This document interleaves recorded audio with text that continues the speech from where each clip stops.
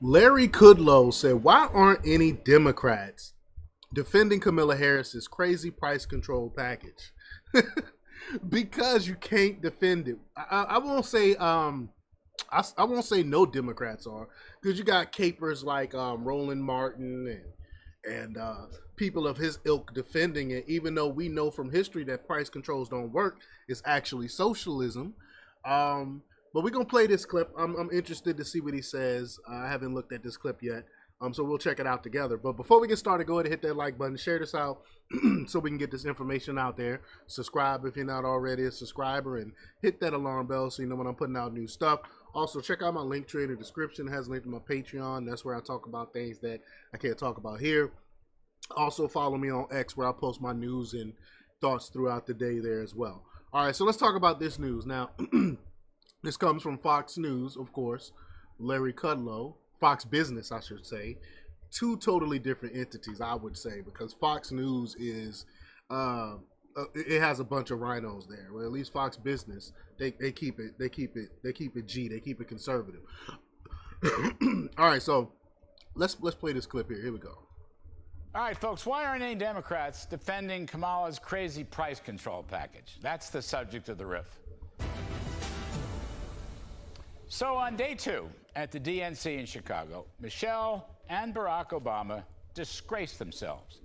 You know, once upon a time at the DNC back in 2016, Michelle Obama said, "When they go low, we go high." Well, last night, they both went low, and then lower still. All they did was trash Donald Trump, and it was awful, unseemly. I mean, but think about it. What else do they have to go on? I mean, they have to trash him. That's all they got. They have to call them all types of racists and all these other things, because they got nothing else. What are they going to talk about? How great the Democrats made the economy? What are they going to say? How awesome it is to go to the grocery store and pay super cheap for groceries, or they're gonna admit how high gas really is. I mean, so they really have no choice. The only thing they have to do is to lie and talk about and blame Trump. Especially for former President Obama, who was totally obsessed with Donald Trump. He is inside their heads. No wonder the DNC ratings crashed 22% from 2016. Facts. The whole setup looks like a big nothing burger. And then, of course, Michelle Obama could not help but play the race card, as usual. Take a listen. Of course. For years, Donald Trump did everything in his power to try to make people fear us. What? What? Oh my God, this is terrible. Nobody believes that. And she's a freaking millionaire talking about how much she struggled and people fear. Ain't nobody trying to hear that bull crap. See, his limited, narrow view of the world made him feel threatened by the existence of two hard-working, highly educated, successful people who happen to be black. Who's going to tell him that the job he's currently seeking might just be one of those black jobs? Yes, you know, an absolute insulting thing. But, there's not one whit of policy. Certainly nothing on the economy, which is the biggest issue thus far in this election cycle. In fact, for the first 2 nights, I don't think any of the speakers referenced the economy at all, except Joe Biden, who nobody really saw because the Democratic bosses pushed him deep into the night. Same way they... And that was dirty. That was dirty, man. That's dirty what they doing to that old man Joe Biden. Old man Joe. They kept him up all night and showed him at like 11. What time was it? 11:30 Eastern Standard Time or whatever it was. Late, when most people was getting ready for bed and nobody trying to hear him. That was wrong what they did to that man. But it shows that's the Democrat Party in a nutshell. When they're done with you, they kick you to the curb. They took him off the ticket, kind of like a Godfather-style hit job. Now, other than that, nobody talked to you about the economy or the border. I keep waiting for the Democratic bigwigs to defend Kamala Harris's $2 trillion spending package and her crazy price controls on food and groceries. I mean, this was her big economic speech last Friday, which was uniformly eviscerated by liberals and conservatives, including the left-wing Washington Post, because no one seems to want to bring back Nixonomics. I mean, people could talk about Soviet-style controls or Venezuela-style controls, but we had our experiment right here at home with Richard Nixon's price controls in the early 1970s, and it was a disaster. Controls led to shortages. And Nixon immediately pulled back. He immediately got rid of them price controls because it didn't work.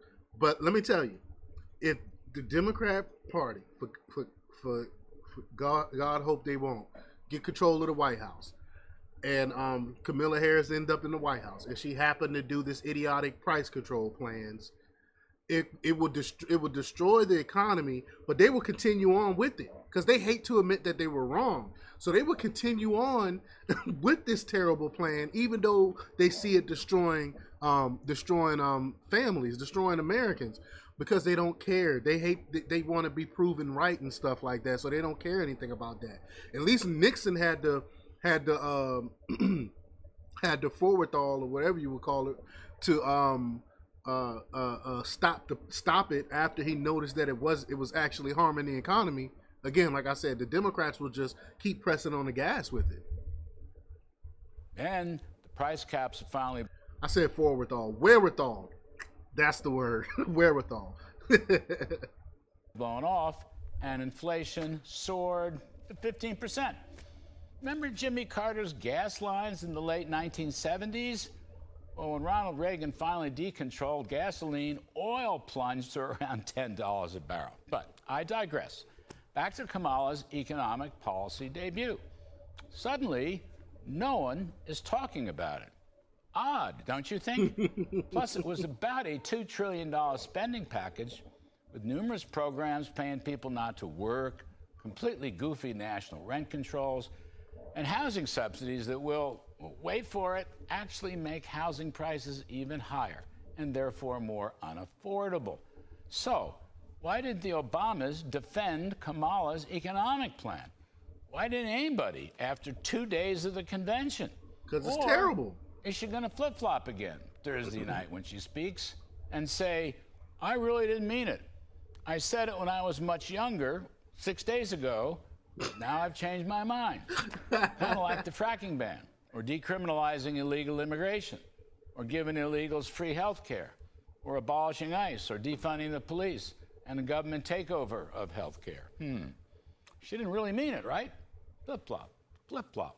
And let's not forget, raising the corporate tax, which will make America uncompetitive and destroy the wages and take-home pay of working folks, or the wealth tax on unrealized capital gains, or the tax hike on stock buybacks, or the higher tax rate on small business. It's all terrible policy. No one in their right mind could think that these policies will work for the American people. No one in their right mind. All that was in the Biden-Harris budget, came out 4 months ago when Kamala was much younger, and maybe she didn't mean it. But you know what? She personally hasn't denied any of it, and she is stuck with that price control turkey of a speech last Friday. Yep. You know what else? If she ever wins and jacks up all those taxes, spends all that extra money, and keeps all those price controls, she will destroy the economy. That's facts. And that's the riff. That's facts. That's exactly what I've been saying. It would destroy the economy. It would destroy the economy. But y'all let me know what y'all think about this. Leave your comments down below. Like, share, and subscribe, and check out jjthepsychotherapist.com for the latest in news. Until next time, peace.